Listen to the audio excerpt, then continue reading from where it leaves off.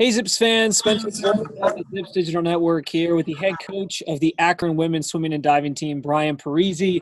Zips at home this weekend at the Oak Sanatorium to host the annual Zippy Invite. Coach, there's no fans. Just how exciting is it to see the ladies compete at home for the first time this season? Well, actually, the second time. We were at Eastern Michigan a couple weeks ago. Well, I meant at home for the first time. Oh, I'm sorry. I didn't hear you there. That's all good. We're excited. You know, we love swimming in our own pool. It's a fast pool. We always perform well. It's something we're comfortable and familiar with. So we're really excited. And even though there won't be any spectators in the stands, we'll still have a lot of energy, and it'll be a great competition. I know obviously this event, usually one of your bigger ones every year, usually, 9 or so teams that usually come to this thing. This year, a lot less than that. Just talk a little bit about the setup of the meet this year in terms of how many teams are actually competing. Well, it's just going to be us in Buffalo. So it's going to be small, which is fine. We're just shorten the sessions quite a bit, and, we'll throw in some breaks there. So, we're not rushing through it. But it'll actually be kind of nice because, normally we'd start prelims at 9 a.m. and we're going to start them at 11 a.m. So we're going to get a little bit extra rest here. So hopefully that's a benefit to us this weekend, and we can, swim fast and dive tight.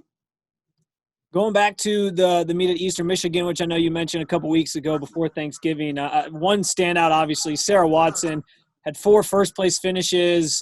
She earned MAC Player of the Week. Just talk about how impressive her performance was, and then we'll dive a little bit more into some of the others who stood out for you as well that weekend. I thought she performed really well. We just did a day trip, so it was kind of a long day. Heading up there, about a 3-hour trip, and came back after the competition was over. So I think that she did really well. I think the rest of the team did really well too, just kind of stepping up. That's where MAC Championships is supposed to be this year, so it was good to get a feel for what the facility's like, and a little bit of what to expect come April. Yeah, as you mentioned, a number of your athletes obviously did well. I know Astrid Halverson, who's a freshman for you, she had 3 wins in her collegiate debut. A number of your upperclassmen putting on some solid performances. Just how exciting is it for you to see, given all the stuff you guys have had to deal with this offseason, leading into the season, to see your ladies performing at such a high level? Just how satisfying is that, at least right now, for where you guys are at? I don't know that I'm ever satisfied, Spencer.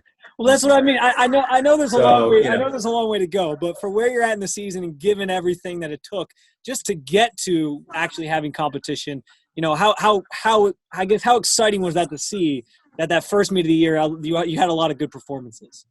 We were happy with our performances for the most part, but we can be better. We got to find ways to be better. But no, I think it's a little bit of momentum. We're probably, very overly critical on ourselves, and, have high expectations, and, always want to be at our best. And, the reality is you're not always going to do that. But, what I'm happy with is that desire's there and that mindset's there, because if that mindset's not there, then it's really difficult for something really good to happen. And I think that we've been doing a great job with our mental approach to competitions and our mental approach to training, and our expectations, and then also just, going out there and wanting to compete. And we're going to get another chance to do that this weekend, and not so much of a rushed format like a dual meet is, cramming, 3 or 4 events in about a 2.5-hour time block. This is going to be, hopefully we'll get a lot of good information from here and kind of really see where we are, and, lay the foundation for the second half of the year. With that said, last question for you, just what is that information you're looking for? What are you looking for this weekend? How are you looking to see the team improve as you kind of move forward and continue to build towards that competition later in the year as you look for another MAC championship?